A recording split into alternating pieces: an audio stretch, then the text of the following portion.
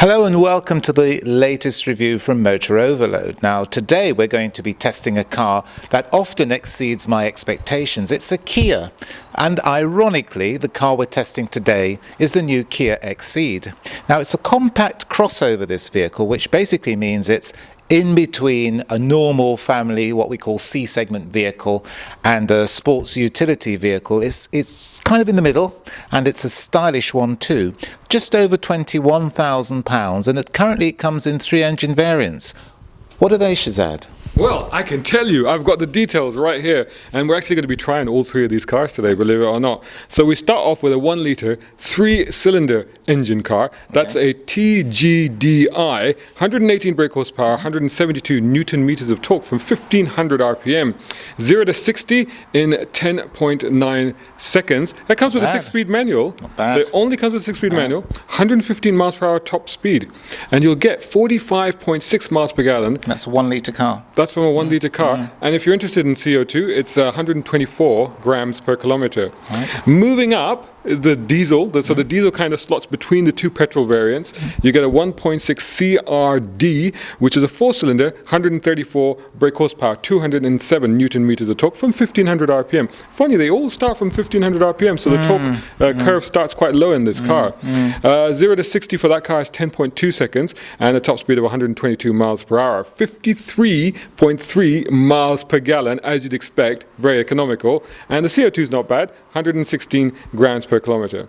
Finally, you have the range topper, which is actually the car that we're standing next to, and this is the 1.4 TGDI, and the top of the spec is called the first edition. It's got everything on it. Okay. That's the 4-cylinder motor with 138 brake horsepower, 0 to 60 time of 9.2 seconds. And you can get that in a choice of manual, 6-speed manual, or DCT automatic as well.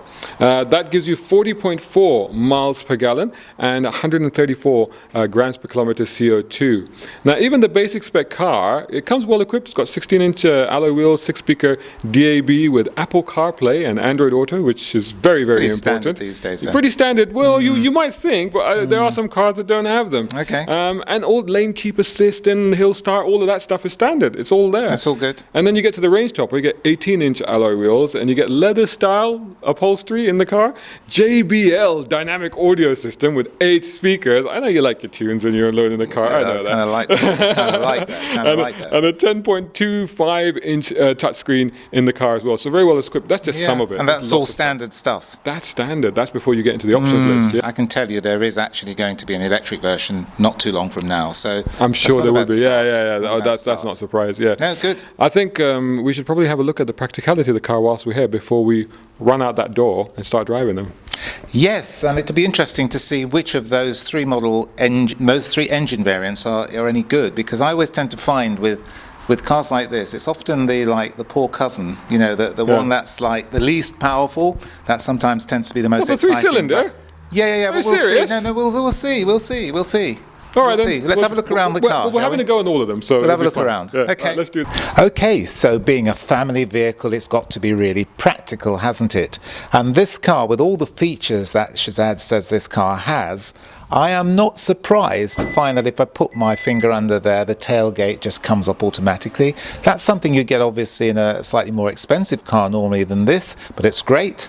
There's also quite a lot of space in here. I would say it's a little bit high here for probably shopping and stuff like that, but it's acceptable. There's quite a lot of space. This takes up quite a lot when the tailgate is lowered, but obviously it can be removed quite easily. And I would say, taking account that you can actually put the rear seats forward, that you'd get quite a lot of space and probably making very, very little sacrifice over a bigger SUV.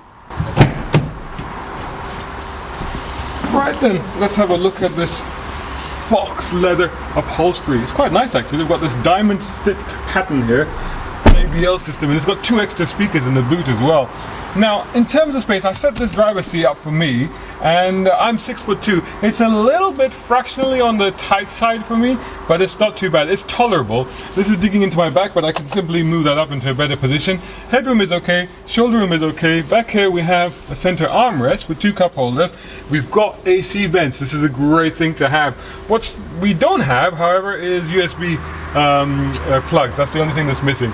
does have Isofix child seat anchor points, all important.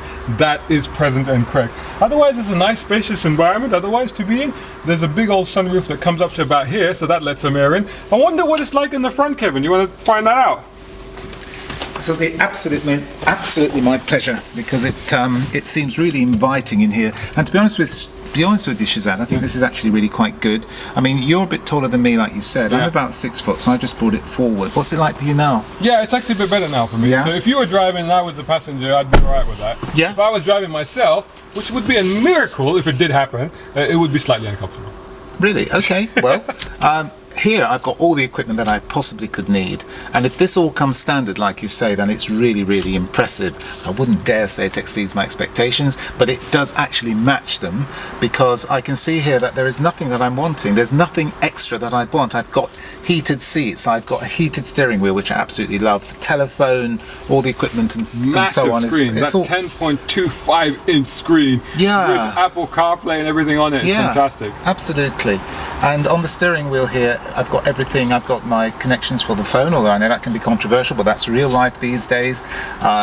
It's just totally okay. You know, there's nothing that I'm wanting, and also it feels very, very comfortable. It feels quite driver focused as well, by the way. It's not bad at all. One thing I'll point out is that they have electronic parking brakes on this one and on the diesel version, but I was just checking out the other cars outside earlier, and in fact the 1 litre has a traditional handbrake on it, so that'd be quite cool. So I think the next thing to do is we should go and drive one of these. Well, actually, let's drive all of them. Yes, let's do it. Let's do it. So it's been a good day. We've driven 3 versions of the Kia XCeed, and we went through that whole, the 3 engines. So we started off with the 1 litre, the 3-cylinder, and then we moved into the diesel. Those were both manuals, 6-speed manuals, and now we're in the top spec car, top of the range car. In fact, they call it the first edition. Yep. Comes with a 7-speed DCT dual clutch transmission. So what do you make of it? Well, do you like my cowboy hat first? Only if you like my brown car guy hat. We won't discuss it. I am enjoying driving this one, I have to say. I think it was good to save the best till last in that sense, and I'm really enjoying it. I'll come back on that. Well, I'll come back on that. It's officially the best, if you know what I mean. It is a top spec car. Spec-wise, today. Spec-wise, performance-wise, Yeah, and I am really enjoying it. Do you remember when we sat in the car originally, I said it feels driver focused? Yeah. It really does. It's actually quite agile. It's quite engaging. Didn't I say sporty as well? Yeah. And I'm really enjoying. I am actually really enjoying driving it. Just quite sprightly. Yeah. It encourages you to do that. So.